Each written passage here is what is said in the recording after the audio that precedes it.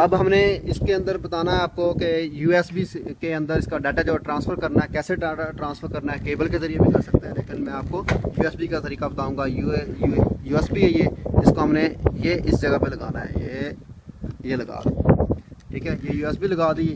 तो यहाँ पे आएंगे, यूएसबी का ये जो ऑप्शन है, USB observation data configuration, USB में जाना है। यूएसबी ओके किया है। टी टाइप है, एस टाइप है, एस टाइप पे हमने आना है। सर्कल से नीचे आएंगे, इसको इंटर करेंगे, ओके किया। जैसे वो कह रहा है सेव डाटा, लोड नाउन पे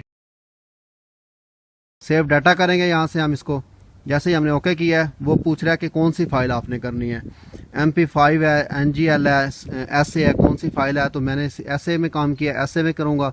इसको ओके, इसको सर्कल से मैं आउट करूँगा पहले।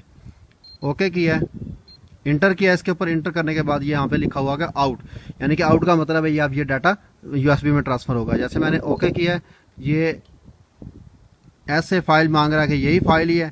ओके किया है, ये डाटा ट्रांसफ़र इसके अंदर यूएसबी में हो गया है।